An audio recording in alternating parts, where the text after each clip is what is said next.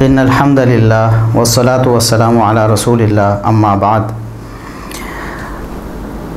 محترم ناظرین اور معزز سامعین، محمد علی مرزا صاحب اپنی روٹین کے مطابق صحابہ کرام رضوان اللہ علیہم اجمعین اور محدثین کرام پر بہتان باندھتے چلے جا رہے ہیں۔ ان کی حالت یہ ہے کہ قرآن کریم کا ترجمہ وہ دعویٰ تو کرتے ہیں کہ مجھے اتنی عربی آتی ہے کہ قرآن کریم کا میں ترجمہ بالکل صحیح کر سکتا ہوں، اور ان کا دعویٰ ہے کہ جہاں سے مرضی قرآن کریم کا ترجمہ میرے سے سن لیں میں صحیح سناؤں گا۔ لیکن پہلے بھی ہم نے بتایا کہ قرآن کریم کا ترجمہ انہیں کوئی نہیں آتا، غلط ترجمہ کرتے ہیں۔ الحمدللہ آپ قرآن پاک کہیں سے بھی کھولیں، میں آپ کو ترجمہ کر کے بتا دوں گا۔ میں اس کی باریکیاں نہ بتا سکوں لیکن ترجمہ بالکل منوان کر کے آپ کو بتا دوں گا۔ عربی سے آپ نے پڑھی؟ جی عربی میں نے اسے پڑھی، میں نے بیسک عربی اتنی ضرور سیکھ لی کہ میں قرآن پاک کا ترجمہ کر سکوں۔ بالکل بنیادی قواعد بھی عربی زبان کے ان سے بھی وہ نابلد ہیں۔ ابھی جو 9 نمبر ان کی علمی و تحقیقی مجلس آئی تھی، اس میں بھی انہوں نے قرآن کریم کی آیت کا ترجمہ غلط کر دیا۔ یہ سورۃ الشعراء کی آیت تھی، وَالشُّعَرَاءُ يَتَّبِعُهُمُ الْغَاوُونَ، وَالشُّعَرَاءُ يَتَّبِعُهُمُ الْغَاوُونَ۔ اس کا ترجمہ وہ کرتے ہیں جی، اور جو شاعر ہیں یہ اکثر جو ہیں وہ غلط چیزوں کی ہی پیروی کرنے والے ہیں، گمراہی کی چیزوں کی پیروی کرنے والے ہیں، حد سے گزرنے والی چیزوں کی پیروی کرنے والے ہوتے ہیں۔ اور جو شاعر ہیں یہ اکثر جو ہے نا وہ غلط چیزوں کی ہی پیروی کرنے والے ہوتے ہیں، گمراہی کی چیزوں کی پیروی کرنے والے ہوتے ہیں، حد سے گزرنے والی چیزوں کی پیروی کرنے والے ہوتے ہیں۔ اللہ تبارک و تعالیٰ نے یہ نہیں فرمایا کہ شاعر جو ہیں وہ غلط چیزوں کی پیروی کرتے ہیں، بلکہ فرمایا کہ گمراہ لوگ شاعروں کی پیروی کرتے ہیں۔ والشعراء یہ مبتدا ہے، یتبعہم الغاوون، یتبعو آگے ہے ہم مفعول بہ، اور الغاوون یہ فاعل ہے یتبعو کا۔ پیروی کرتے ہیں گمراہ لوگ ہم ان شعراء کی، تو ترجمہ یہ ہونا تھا کہ شعراء کی پیروی گمراہ لوگ کرتے ہیں۔ تو انہوں نے ترجمہ کیا کیا؟ انہوں نے کیا کہ جو شاعر ہیں وہ غلط چیزوں کی پیروی کرتے ہیں۔ الغاوون اسم فاعل کا صیغہ تھا، اس کا معنی غلط چیز کر دیا، گمراہی کی چیزوں اس کا معنی کر دیا۔ تو ہم مرزا محمد علی انجینئر صاحب کو دعوت فکر دیتے ہیں ایک بار پھر کہ یہ آپ کا فیلڈ نہیں ہے۔ آپ تو جناب تفسیر پڑھا رہے ہیں لوگوں کو، اللہ کے بندو جو تفسیر پڑھ رہے ہو ان سے اور سیکھ رہے ہو کہ ہم قرآن اس سے سیکھ رہے ہیں، اور اللہ کا خوف کرو۔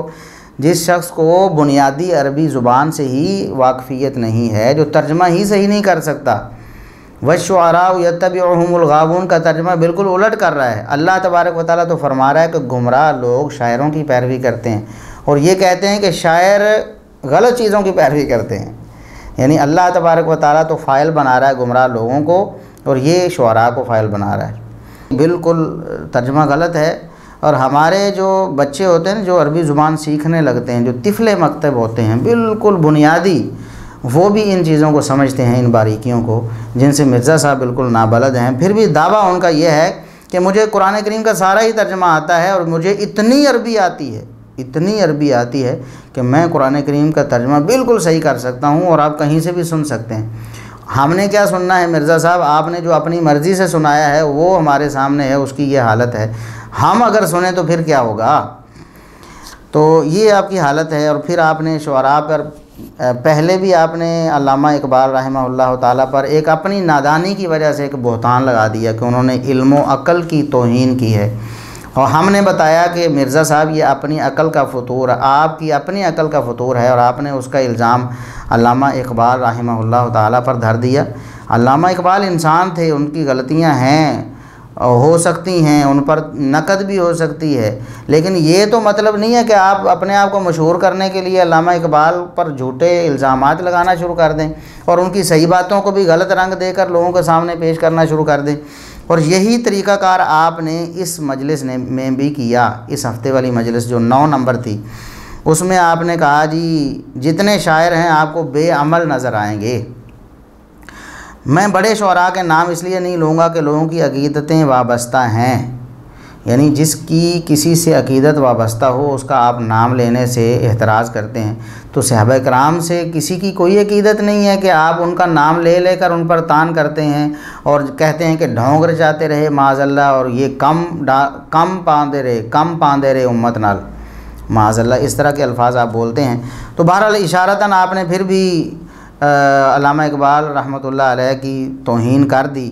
وہ ایک واقعہ جو من گھڑت تھا جس کی کوئی سند نہیں ہے، تو آپ نے اس کو علامہ اقبال کی طرف منسوب بھی کیا، لوگوں کے ذہنوں میں بٹھا دیا کہ علامہ اقبال جو ہے نا وہ نبی کریم صلی اللہ علیہ وسلم سے کوئی عشق نہیں رکھتے تھے، اور آپ نے کہا کہ ان کے عشق رسول نے ان کو اس لیول پر بھی نہیں لایا کہ وہ داڑھی رکھ لیں، یہ آپ نے طعن کی نا ان پر۔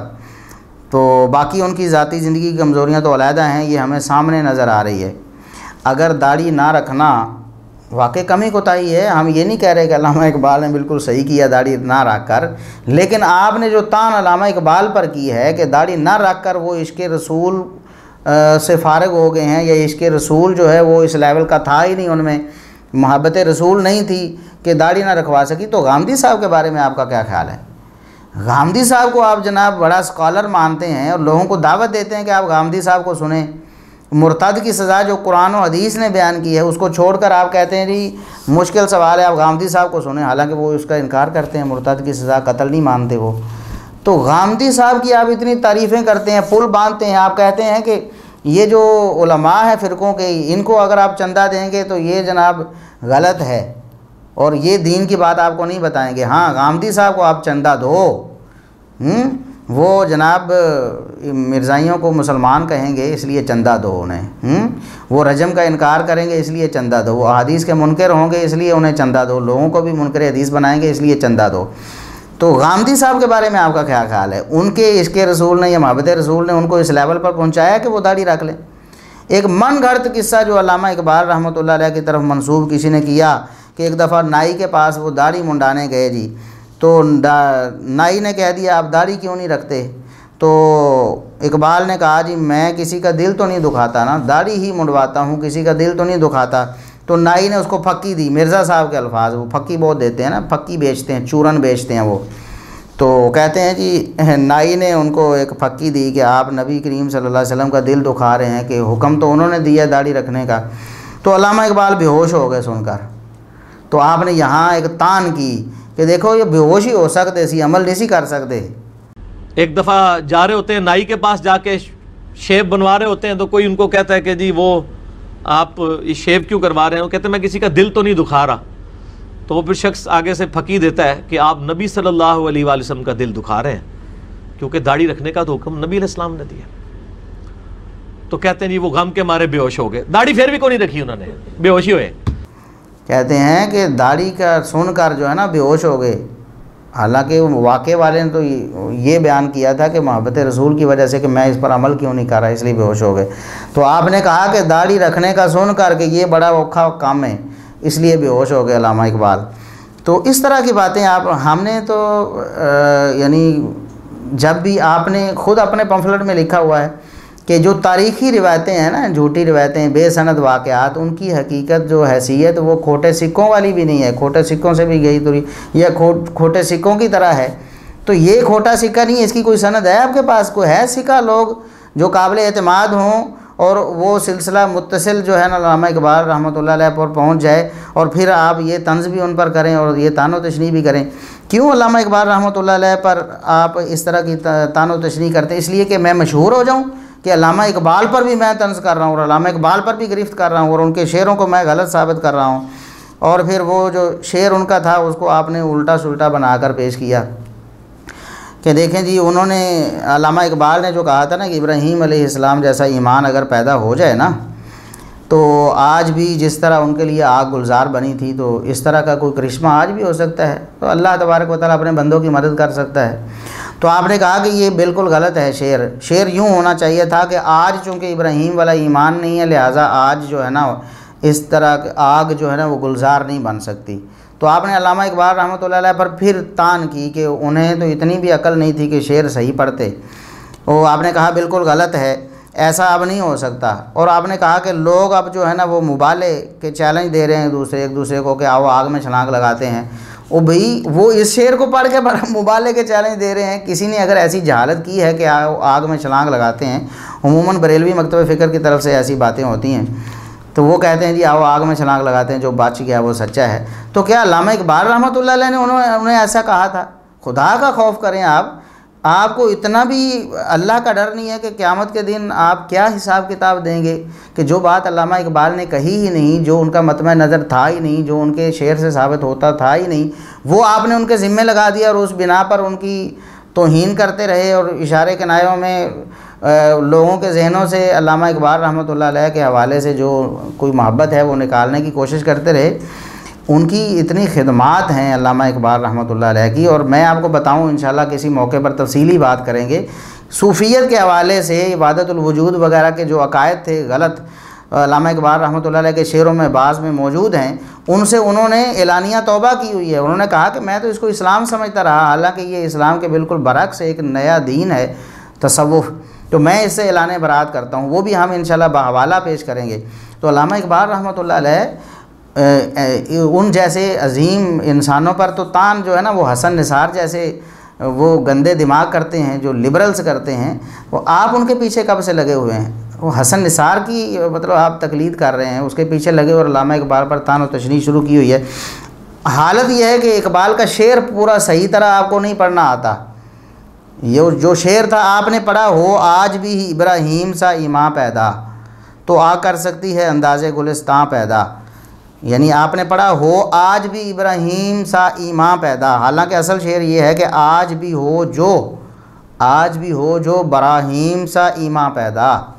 اقبال نے تو اس طرح شعر پڑھا، آپ کو صحیح شعر بھی نہیں آتا اور آپ اس پر جناب تان و تشنیع کر رہے ہیں کہ یہ شعر غلط ہے جی، یہ ایسے ہو گیا، وہ ایسے ہو گیا. تو اصل میں علامہ اقبال کیا کہنا چاہتے تھے، میں پہلے بھی پچھلی دفعہ بھی عرض کر چکا ہوں کہ جو لفظوں پہ آپ لگے ہوئے ہیں نا، اس طرح تو پھر آپ کی ساری باتیں بھی ریجیکٹ کی جا سکتی ہیں اور آپ پر بھی تان و تشنیع کی جا سکتی ہے، اور اس بنا پر پھر قرآن و حدیث پر بھی معاذ اللہ غلط کہا جا سکتا ہے کہ ٹیکنیکلی غلط ہے جی. اس وقت بھی آپ نے مجاز کو نہیں سمجھا. یہاں بھی اقبال یہ کہنا چاہتے ہیں کہ اگر ابراہیم سا ایمان، ابراہیم والا ایمان نہیں، ابراہیم سا یعنی ان سے ملتا جلتا اگر ایمان کسی کے اندر پیدا ہو جائے، یعنی ایمان میں پختگی اور مضبوطی آ جائے اور انسان اللہ تبارک و تعالیٰ کے لیے ہر چیز قربان کرنے کے لیے تیار ہو جائے، تو پھر جس طرح ابراہیم علیہ السلام کو آگ نقصان نہیں پہنچا سکی تھی، اسی طرح اب بھی اگر مسلمان اپنے ایمان کو مضبوط کر لیں تو کفار کی سازشیں جو ہیں نا وہ دم توڑ سکتی ہیں. اللہ کی مدد اب بھی آ سکتی ہے. یہ نہیں کہ اب تا قیامت اللہ کی مدد ہی ختم ہوگی، صرف ابراہیم علیہ السلام کے پاس ہی آنی تھی. آپ نے دیکھا نہیں کہ وہ کہتے ہیں کہ جی دیکھو جی اگر ایسا ہونا ہوتا تو صحابہ کرام کے ساتھ ہوتا، صحابہ کرام کو کوئی نقصان نہ ہوتا. بھئی ٹھیک ہے، اس کی تو یعنی گارنٹی نہیں ہے کہ ہر وقت ہی اللہ کی مدد آئے اور اسی طرح آئے جس طرح آپ سمجھ رہے ہیں کہ اس طرح آنی چاہیے تھی. نقصان بھی ہوئے ہیں، خود نبی کریم صلی اللہ علیہ وسلم کو بھی ہوئے ہیں اور صحابہ کرام کو بھی ہوئے ہیں، لیکن نصرت بھی تو اللہ کی آئی ہے نا. کیا بدر کے موقع پر 313 ہزاروں سے لڑے تو اس وقت اللہ کی مدد نہیں آئی؟ کیا یہ ابراہیم علیہ السلام کا جو واقعہ اشارہ کر رہے ہیں اقبال کہ اگر ایمان پختہ ہو جائے تو اللہ اب بھی مدد کر سکتا ہے، تو کیا ہوئی کہ نہیں ہوئی؟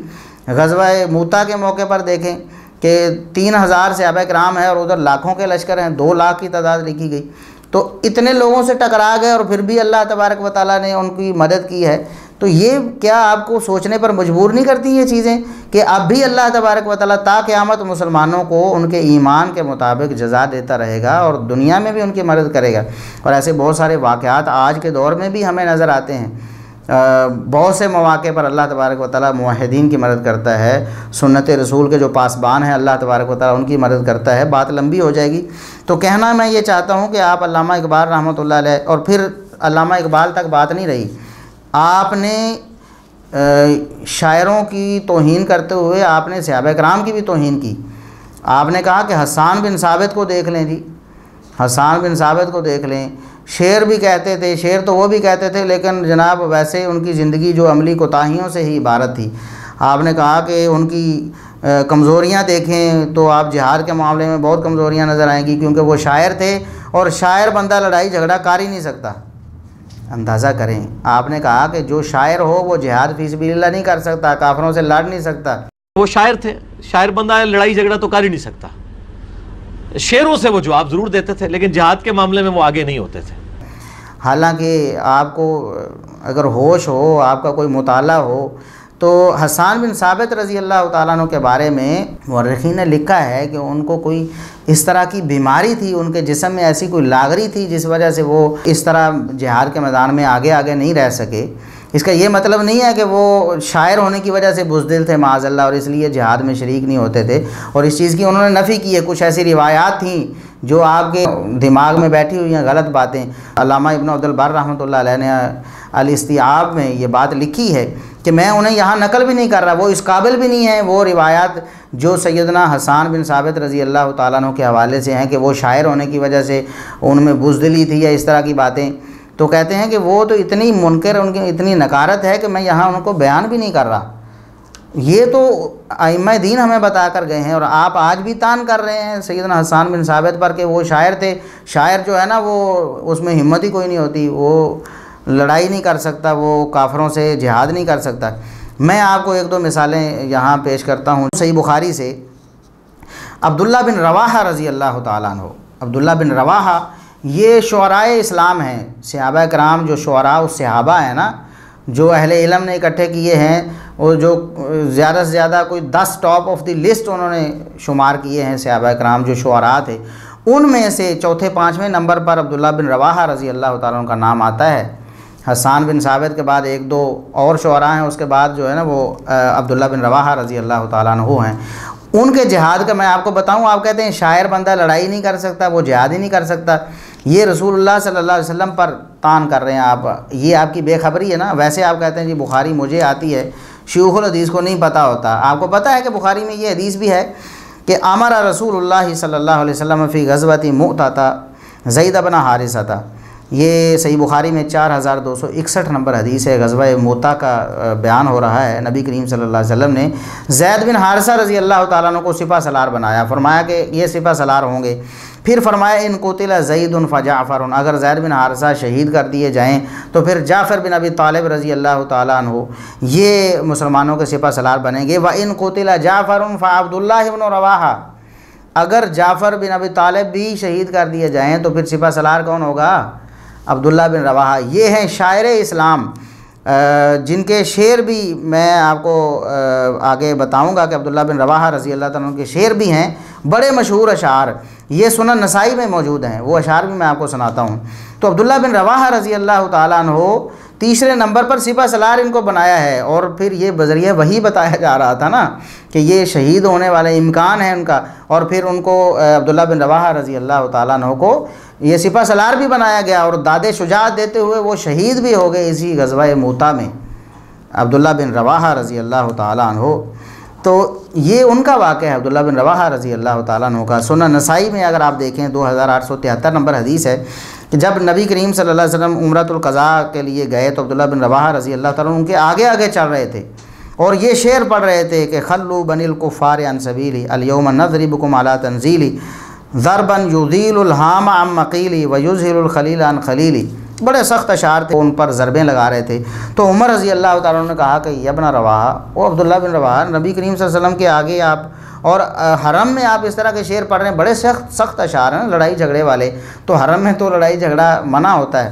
تو نبی کریم صلی اللہ علیہ وسلم نے فرمایا کہ خل عنہ، چھوڑ دو عمر، عبداللہ بن رواحہ کو شعر کہنے دو، فلا ہوا اسرع فیہم من نضح النبل، یہ شعر جو ہے نا یہ تیروں، یہ جو نیزوں کے جو بھالے ہیں نا ان سے بھی زیادہ سخت ان کو لگیں گے کفار کو، انہیں شعر کہنے دو۔ تو یہ عبداللہ بن رواحہ رضی اللہ تعالیٰ عنہ شاعر اسلام ہیں، صحابہ میں بڑے ٹاپ آف دی لسٹ جو شعراء ہیں ان میں سے ہیں، اور یہ مجاہد فی سبیل اللہ ہیں۔ تو آپ اپنا نظریہ درست کریں، امید ہے، بلکہ پہلے جو آپ کا رویہ ہے اس حوالے سے تو امید نہیں ہے، لیکن پھر بھی ہم نا امید نہیں ہیں۔ اللہ تبارک و تعالیٰ سے ہمیں جو ہے ہم دعا بھی کرتے ہیں اور امید بھی کرتے ہیں کہ آپ اپنے یہ جو غلط کمنٹس ہیں نا کہ جو شاعر ہوتا ہے وہ لڑائی جھگڑا نہیں کر سکتا، وہ مجاہد نہیں بن سکتا، اور سیدنا حسان رضی اللہ تعالیٰ عنہ پر آپ نے تان کی اور صحابہ کرام پر کی۔ یہ عبداللہ بن رواحہ رضی اللہ تعالیٰ عنہ مثال میں نے آپ کو دے دی، شعر بھی ان کے صحیح سند سے سنا دی آپ کو، سنن نسائی میں موجود ہیں، اور نبی کریم صلی اللہ علیہ وسلم کا ان کو سپہ سالار مقرر کرنا اور ان کا شجاع سے لڑنا اور شہید ہونا غزوہ موتا میں، وہ بھی میں نے آپ کو صحیح بخاری سے دکھا دیا ہے۔ اسی طرح ابو سفیان بن الحارث رضی اللہ تعالیٰ عنہ، یہ بھی ایک صحابی رسول ہیں، صحیح مسلم میں ان کا واقعہ موجود ہے کہ غزوہ حنین کے موقع پر جب تھوڑی اچانک حملہ ہوا، مسلمان صحابہ کرام تھوڑے بکھر گئے تھے، اس وقت سیدنا عباس رضی اللہ تعالیٰ عنہ اور سیدنا ابو سفیان بن الحارث رضی اللہ تعالیٰ عنہ، یہ دونوں نبی کریم صلی اللہ علیہ وسلم کے ساتھ تھے۔ یعنی کمال بہادری کی علامت ہے کہ جب صحابہ تھوڑے تتر بتر ہوئے اچانک پریشانی میں، تو یہ دونوں اس وقت بھی نبی کریم صلی اللہ علیہ وسلم کے ساتھ ہیں، آپ صلی اللہ علیہ وسلم کو کوئی نقصان نہ پہنچ جائے، یہ شجاعت اور بہادری کی علامت ہے نا۔ اور نبی کریم صلی اللہ علیہ وسلم کا ساتھ انہوں نے اس بڑے گھبراہٹ والے موقع پر بھی دیا۔ یہ بھی شاعر اسلام ہیں جو ٹاپ آف دی لسٹ 10 شعراء ہیں نا، ان میں ان کا بھی نام ہے ابو سفیان بن الحارث کا۔ اور صحیح مسلم میں 1775 نمبر حدیث ہے جس کی میں نے آپ کو بتایا ہے کہ نبی کریم صلی اللہ علیہ وسلم کے خچر کے پاس یہ اس بہت مصیبت والے وقت میں بھی انتہائی بہادری اور شجاعت کے ساتھ وہاں ڈٹے رہے ہیں۔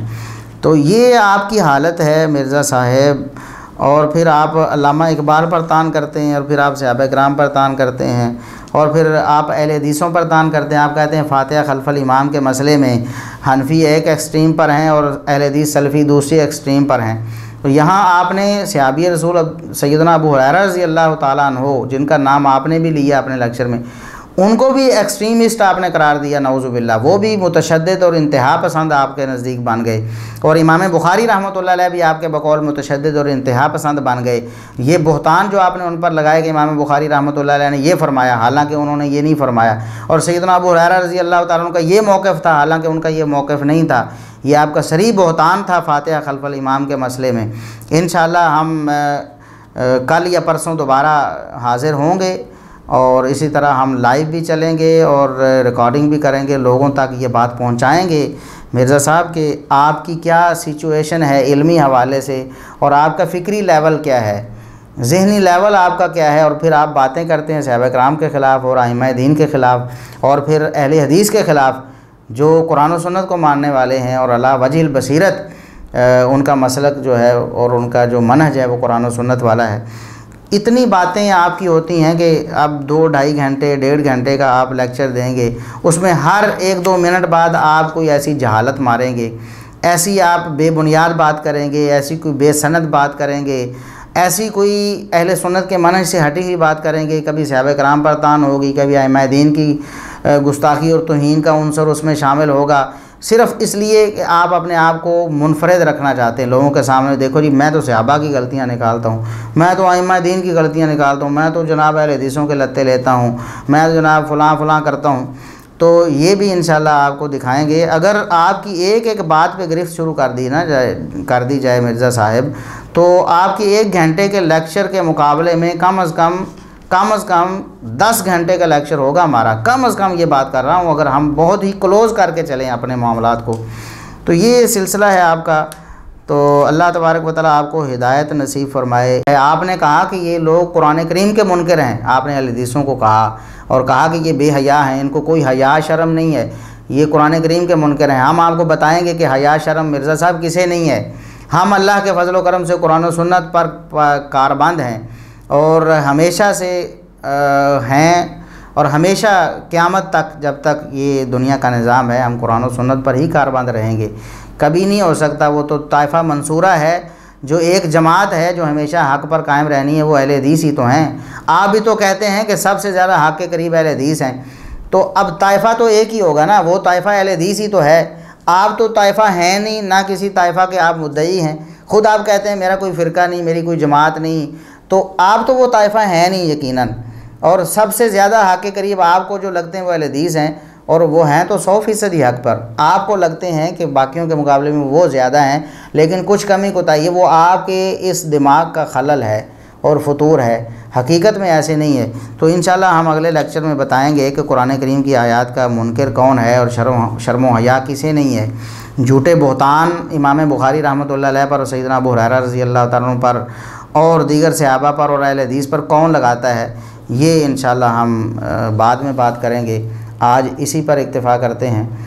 اللہ تبارک و تعالی ہمیں ہمیشہ قرآن و سنت کو سمجھ کر اسی پر عمل کرنے کی توفیق عطا فرمائے۔ وآخر دعوانا الحمد للہ رب العالمین۔